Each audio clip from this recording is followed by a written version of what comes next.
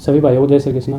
तो भाई आप लोगों को जैसा पता है कि मैंने अपने चैनल पे इससे पिछली वीडियो में आप रावत भाटा सीआईएसएफ सेंटर पर कैसे पहुंच सकते हैं, वहां पर आपको कहां रुकना है और खाने पीने की क्या व्यवस्था है, सब कुछ उस वीडियो में बताया था। और फिजिकल होने के बाद में थोड़ा बहुत फिजिकल के बारे में भी बताया था उस वीडियो में। अगर आपने वो पूरी वीडियो देखी है तो आप लोगों को पता होगा।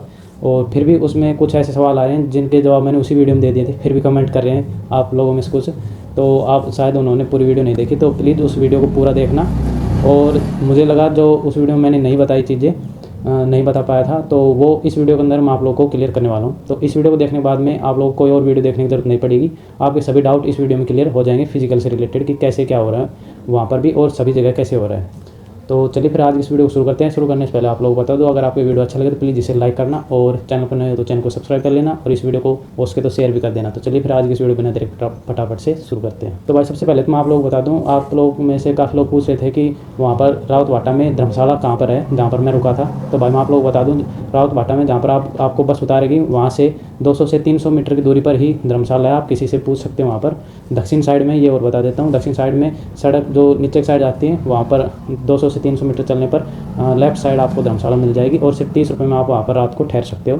और वहाँ से सेंटर की दूरी लगभग 2 से 3 किलोमीटर है। तो आप अपने हिसाब से देख लेना आपको वहाँ रुकना है या सेंटर के पास रुकना है। सेंटर के पास भी रुकने की काफ़ी जगह है और खाने पीने की व्यवस्था है। तो ये तो भाई जानने से रिलेटेड मैंने सारी चीज़ें बता दी, उस वीडियो में बता दी। और अब जो आपका जो लास्ट सवाल था वो मैंने आपको क्लियर कर दिया है। अब बात करते हैं हमारे मेन फिजिकल की कि उसमें क्या क्या प्रोसेस हुई एंट्री से लेकर एग्जिट तक।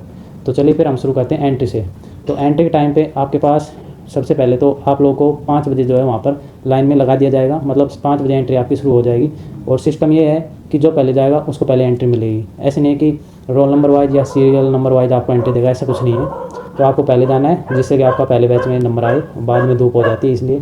तो और भाई बैकग्राउंड में अगर कोई नॉइज़ आए तो प्लीज़ उसे इग्नोर कर देना। और एंट्री टाइम पे आपको डॉक्यूमेंट में क्या क्या चाहिएगा, आपको अपनी लेटेस्ट फ़ोटो, और उस फोटो पे ज़रूरी नहीं है कि डेट ऑफ फोटो है मतलब डेट लिखी हुई हो, ऐसा कोई ज़रूरी नहीं है। काफ़ी लोग पूछ रहे थे, तो आपका ये डाउट क्लियर हो गया होगा कि फ़ोटो के ऊपर डेट का होना ज़रूरी नहीं है। मैं खुद बिना डेट की फ़ोटो लेके गया था और किसी को कुछ नहीं कहा गया। वो आपको अपने एडमिट कार्ड पर चिपका कर रखनी है। उसके साथ में आपको 4 फ़ोटो कम से कम लेके जानी है। और उसके साथ में आपको अपना एक ओरिजिनल ID कार्ड जैसे कि आधार कार्ड वगैरह ले जा सकते हैं, और एडमिट कार्ड तो ले जाना ही है। तो एंट्री टाइम पे आप लोगों को बाहरी लिस्ट मिल जाएगी, खासकर वहाँ रावत भाटा सेंटर पर तो लगा दी गई थी रोल नंबर वाइज। उसमें आप अपना रोल नंबर किस पेज नंबर पर है वो चेक कर लेना और अपने हाथ पर लिख लेना है। वहाँ पर जो भी फौजी थे उन्होंने बता दिया था ये सब, तो आप वहाँ ध्यान दे सकते हो, अपने हाथ पर लिख लेना पेज नंबर, क्योंकि अंदर जाकर पूछते हैं किस पेज नंबर पर आपका नेम है, ठीक है। और अंदर फिर एंट्री शुरू हो जाती है 5 बजे ही, और जो पहले आ जाएगा उसको पहले एंट्री दे दी जाती है। तो अंदर जाकर आपको टेबल नंबर वगैरह दे दिए जाते हैं। टेबल नंबर देने के बाद आपको चेस्ट नंबर दे दिए जाते हैं, और फिर आगे जाके आपको कुछ डॉक्यूमेंट फिल करने होते हैं जिसमें साइन वगैरह और फ़ोटो लगानी होती है और अपनी कुछ बेसिक डिटेल भरनी होती है। और वहाँ पर आपको अगर आपके डॉक्यूमेंट में कुछ गड़बड़ है तो आप वहाँ पर बता सकते हो, आपको जो उसको भी सॉर्ट आउट कर दी जाती है उस प्रॉब्लम को भी। तो डॉक्यूमेंट वेरिफिकेशन नहीं हो रहा है, लेकिन जो भी अगर आपको छोटी मोटी गलती आपको लगता है फॉर्म में भरते हुए हो गई थी या फिर आपको लगता है अभी हो सकती है, तो बता सकते हो, वो प्रॉब्लम वहाँ पर सॉल्व कर दी जाएगी। उसके बाद में आपको डॉक्यूमेंट वगैरह फिल करने के बाद में आप लोग को ले जाया जाएगा रनिंग के लिए। रनिंग के लिए मैं आप लोग बता दूँ, रावत भाटा का जो ग्राउंड है, मतलब सीआईएसएफ सेंटर ग्राउंड है, वो है छोटा, जो कि 266 मीटर का है। इसलिए आपको वहाँ पर जो है 4 की जगह 6 राउंड लगाने होंगे। तो इस बात का आप लोग ध्यान रखना। काफ़ी लोग पूछ भी रहे थे ग्राउंड के बारे में, ग्राउंड कैसा है। और ग्राउंड की हालत अगर पूछो तो ग्राउंड एकदम ठीक है। आप नंगे पैर भी दौड़ सकते हो, जूतों में भी दौड़ सकते हो, क्योंकि वहाँ पर काफ़ी नंगे पैर भी दौड़ रहे थे, जूतों में भी दौड़ रहे थे। तो ऐसी कोई प्रॉब्लम वाली बात नहीं है।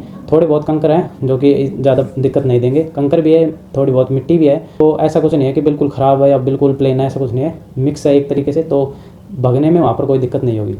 बात करें रनिंग के लिए, तो आपको चिप से रनिंग कराई जा रही है, तो आपको पता ही होगा, क्योंकि चिप से ही टाइम काउंट होगा। अगर आप 1 मिनी सेकंड से भी रहते हैं तो आप फेल हो जाएंगे, या फिर 1 मिनी सेकंड पहले आप कर देते हैं रनिंग 6.5 मिनट में, तो भी आप पास हो जाएंगे। तो इस बात का तो आपको शायद पता ही होगा। तो चिप वगैरह का रजिस्ट्रेशन वहाँ पर होने के बाद में आपको ग्राउंड में ले जाया जाएगा और आपको जो एक एक करके रनिंग के लिए भेजा जाएगा, क्योंकि सभी का टाइम अलग अलग होगा।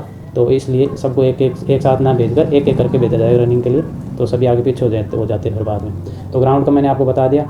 शूज़ भी पहन सकते हो, नहीं भी। और हाँ, एक सवाल और आ रहा था कि घड़ी पहनकर भाग सकते हैं नहीं, तो हाँ, आप वॉच के साथ आप अपनी घड़ी पहनकर भी भाग सकते हो, कोई मना नहीं कर रहा था, ठीक है। उसके बाद में रनिंग होने के बाद में जिनकी रनिंग हो जाएगी उनको वहीं रख लिया जाता है, और जिनकी नहीं होती है उनको तुरंत थोड़ी देर बाद में ही साइन वगैरह करवा कर डिस्क्वालीफाई की स्लिप देकर बाहर कर दिया जाता है। और जिनको रनिंग पास हो जाती है उनको वहाँ बैठा लिया जाता है और बाद में उन्हें हाथों हाथ पीटी पीएसटी के लिए मतलब पीएसटी के लिए लिया जाता है। पीटी यानी रेस तो हो लेती है आपकी, तो हाइट चेस्ट के लिए ले जाया जाता है। और हाँ, मैं पहले बताना भूल गया, रनिंग से पहले आप लोगों की हाइट जो मेजर की जाएगी, और अगर किसी ज़्यादा कम हाइट रह जाती है रनिंग से पहले चेक करते वक्त, वो गेट जो बना होता है हाइट का उसमें से गुजारते हैं। अगर उसमें ज़्यादा कम रहती है तो वो रनिंग से पहले ही डिस्क्वालीफाई कर दिया जाता है। इसके बाद में रनिंग होने के बाद में दोबारा से आपकी हाइट चेस्ट और वेट किया जाता है, जो कि डिजिटली होता है, जो कि आजकल सभी फिजिकल्स में होने लगा है। तो डिजिटल आपकी हाइट होगी, चेस्ट भी डिजिटल नापी जाएगी और वेट तो कर लिया जाता है। और हाँ, मैं ये बताना भूल गया, आप लोगों का जो रनिंग के लिए जो ग्रुप बनाया जा रहा है वो फर्स्ट बैच जो है वो 50 लड़कों का है, और उसके बाद में सेकंड थर्ड और जो भी आगे बैच होते हैं वो 100 लड़कों का बनाया जा रहा है। यानी फर्स्ट बैच में 50 बंदे दौड़ेंगे, उसके बाद में 100 का बैच हो रहा है। आप लोगों की हाइट जो है वो रनिंग से पहले भी मेजर कर ली जाती है और दोबारा से बिल्कुल फिक्स मेजर की जाती है। मतलब 170 सेंटीमीटर होनी चाहिए सभी की, और एसटी कैटेगरी को छोड़कर तो उतनी ही होनी चाहिए। मतलब उससे ज़्यादा होगी तो चलेगा और उससे कम नहीं होनी चाहिए। और अगर चेस्ट की बात की जाए तो चेस्ट में आप लोग की 80 सेंटीमीटर चेस्ट होनी चाहिए बिना फुलाए, और फुलाने के बाद में 85 सेंटीमीटर होनी चाहिए।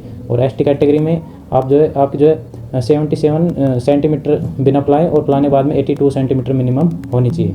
और एसटी कैटेगरी हाइट आपको बताऊं तो 162.5 centimetre minimum height ST category वालों की होनी चाहिए। और अगर किसी को रिलैक्सेशन चाहिए, मतलब जैसे कि अगर एसटी को रिलैक्सेशन है इसमें थोड़ा सा, तो उनको जो अपना ओरिजिनल कास्ट सर्टिफिकेट जो वहाँ पर दिखाना होगा, तभी उन्हें जो है छूट दी जाती है। और उसके बाद में अगर किसी को अपने डॉक्यूमेंट में कुछ चेंजेस करवाने, मतलब फॉर्म में कुछ गलती हो गई थी और उसको चेंज करवाना है, तो आपको वहाँ पर एक प्रूफ के रूप में अपना ओरिजिनल डॉक्यूमेंट दिखाना होगा, तभी आपके जो करेक्शन हो पाएगा। और ये सब वहाँ पर करवा लेने के बाद में आपको नॉर्मली वो फॉर्म वगैरह भरवाए जाते हैं, दोबारा से साइन वगैरह करवाए जाते हैं कि आपका क्वालिफाई हो गया है।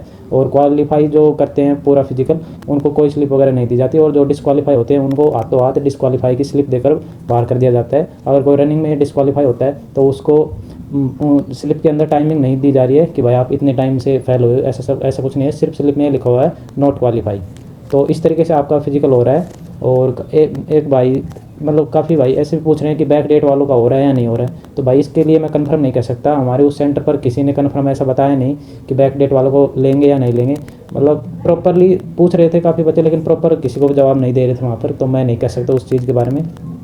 तो आप ये तो अपने स्तर पर ही देख सकते हो बैक डेट वाली चीज़।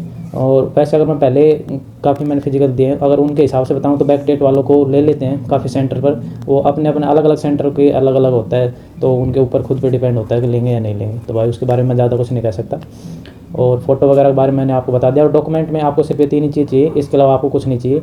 अगर आपको कुछ स्पेशल अलग से डिमांड है, मतलब करेक्शन वगैरह करवाना है, तो आप अपने मूल जाति और 10वीं 12वीं की मार्कशीट वगैरह लेकर जा सकते हो, और इनकी एक फोटो कॉपी आप लेकर चले ही जाना, अगर किसी में चाहिएगा तो ले लेंगे। और हाँ भाई, आपको मैं एक बात बताना भूल गया कि वहाँ पर एक बंदे ने पूछा था कि सर ट्रेड टेस्ट जो है वो कब होगा।